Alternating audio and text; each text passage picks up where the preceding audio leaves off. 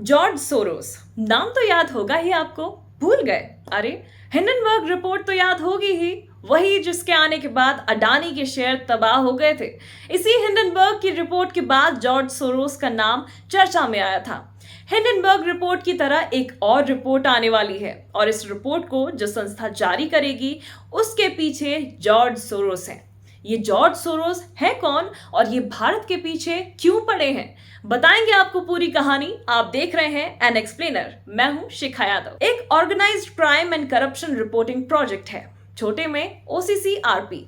इसे George Soros fund करते हैं और ओसीसीआरपी भारत के कुछ कॉरपोरेट घरानों पर जल्द ही बड़ा खुलासा कर सकती है।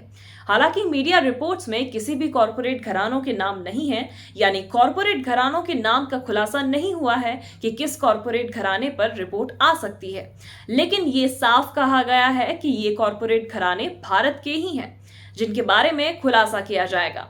इस इन्वेस्टिगेटिव रिपोर्ट में कॉरपोरेट कंपनियों के शेयरों में पैसा लगाने वाले विदेशी निवेशकों के नामों का खुलासा किया जा सकता है। आपको पता ही है कि हिंडनबर्ग ने साल की शुरुआत में 24 जनवरी को अडानी के बारे में एक इन्वेस्टिगेटिव रिपोर्ट प्रकाशित की थी।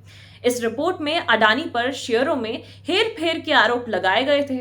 साथ ही ग्रुप की कंपनियों को काफी अधिक ओवर वैल्यूड बताया गया था।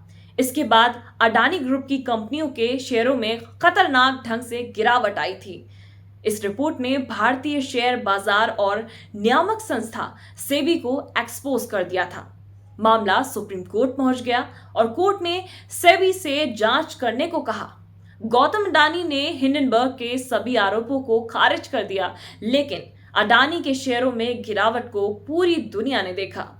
कहाँ एक समय अडानी दुनिया के टॉप अमीरों में से एक थे और हिंडनबर्ग रिपोर्ट आने के बाद खिसक कर बहुत पीछे चले गए। ऐसे में ओसीसीआरपी की रिपोर्ट भारतीय शेयर बाजार में तहलका मचा दे तो हैरान मत हो जाइएगा, क्योंकि अगर अमेरिका में कुछ होता है तो उसका असर भारत पर भी होता है। यही ग्लोबलाइजेशन है। ओसीसीआरपी की वेबसाइट के मुताबिक ये संस्था जॉर्ज सोरोस के ओपन सोसाइटी फाउंडेशन से जुड़ी है। Ford foundation, Rockefeller brothers fund और ओक फाउंडेशन भी इसमें शामिल है। ओसीसीआरपी यूरोप, अफ्रीका, एशिया और लैटिन अमेरिका तक में फैला है। कुल 24 एनजीओ हैं जो इन्वेस्टिगेशन करते हैं और इन सभी एनजीओ को मिलाकर बनता है इन्वेस्टिगेटिव रिपोर्टिंग प्लेटफॉर्म। ये ऑर्गेनाइज्ड क्राइम पर आधारित रिपोर्टिंग में विशेषज्ञता का दावा करती है।